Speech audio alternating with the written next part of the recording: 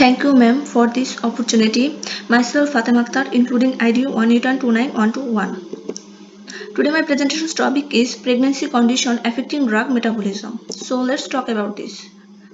Introduction. Physiological changes accompanying pregnancy are likely responsible for the reported alteration in the drug metabolism during pregnancy. Pregnancy is associated with many physiologic changes like that can influence drug absorption, distribution, metabolism, and excretion, such as an increase in gastric pH and reduction in intestinal motility, increased cardiac output, increased glomerular filtration rate, and reduced plasma albumin concentration.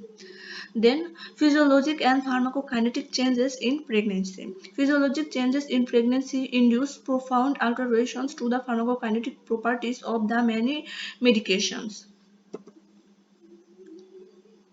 Now talk about pharmacokinetic changes. Number 1, digestion and absorption of drug.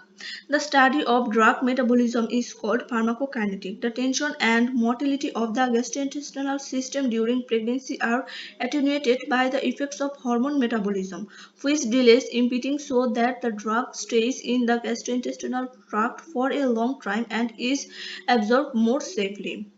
And number 2, drug distribution. Blood volume during pregnancy increases from the beginning of the pregnancy to the peak of 32 to 34 weeks of pregnancy and continues until delivery. Number 3, drugs and proteins.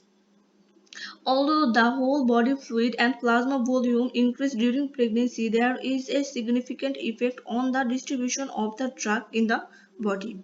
However, the volume of serum albumin per unit decreases, and the decrease of albumin was more obvious, thus low serum albumin often occurred.